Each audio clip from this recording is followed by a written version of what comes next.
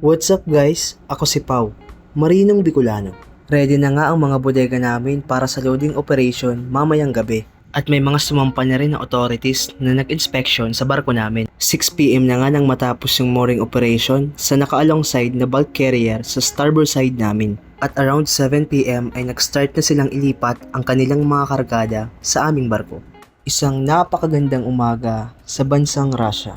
Wala pala kami guys gangway watch dito. Kaya dayman ang trabaho namin. Bale 8am to 5pm lang yung oras ng aming trabaho. Pero may tatlong AB naman na magiging watchman na magbabantay sa operasyon ng barko. Paglabas ko nga ay para akong naglalakad sa snow.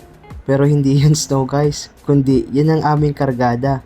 Yan ay wheat product, mga maliliit na binhi or seeds na iaangkat namin sa Bangladesh. Ito guys ay pinoproseso upang maging kasangkapan kagaya ng harina, alak, beer, tinapay at kung ano-ano pa. Hindi lang mga kagamitan at pang-structural materials ang inaangkat namin, kundi mga food products din. Kaya malaking ambag at tulong ang naibibigay sa atin ng maritime trade industry sa buong mundo. Kaya isang pagsudulo sa lahat ng seaman na nagtatrabaho sa barko. Habang nagde-loading operation ay tuloy-tuloy din ang job order na ibinibigay sa amin. Ibabalik ko na pala guys lahat ng tray scupper plugs dito sa oil tray.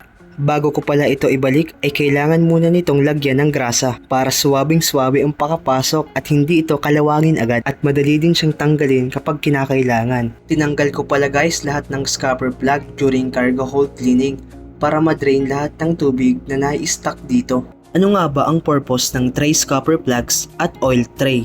Ang oil tray guys ay nagsisilbing salaan ng mga oil leakages or hydraulic motor sa barko, para hindi ito kumalat sa kubyerta at para din hindi ito direkta na mapunta sa dagat upang maging sanhi ng oil spill. At ang tray scupper plugs naman ay nagsisilbing bara para di din makalabas ang lahat ng likido na nasa loob ng tray.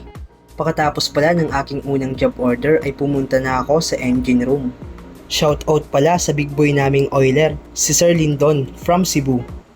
Humingi pala ako guys sa engine room ng diesel oil para ibuhos sa lahat ng hatch clutch na kinakalawang para tanggalin at i-repair ito. Kailangan din namin guys i-maintenance ang mga hatch clutch na ito dahil ito guys ang mga lock ng mga bodega upang mas lalong hindi makapasok ang tubig dagat o ulan sa oras ng aming paglalayag dahil bawal guys mabasa ang aming kargada. Bakit nga ba ship to ship operation ang loading namin dito sa Russia? Dahil nasa high risk area pa rin kami guys. Mabuti na rin ang nag-iingat guys at hindi sa pagiging kampante dahil delikado pa rin ang pagdaong at pagstay ng matagal sa puerto dahil sa patuloy na tensyon at gera sa pagitan ng Ukraine at Russia. So off duty na pala ako guys. Salamat sa Diyos at na-survive na naman ang maghapon. Salamat guys sa patuloy na panonood. So ano pang hinihintay mo? Mag-share, like at mag-follow ka na sa page ko para updated ka sa susunod na video.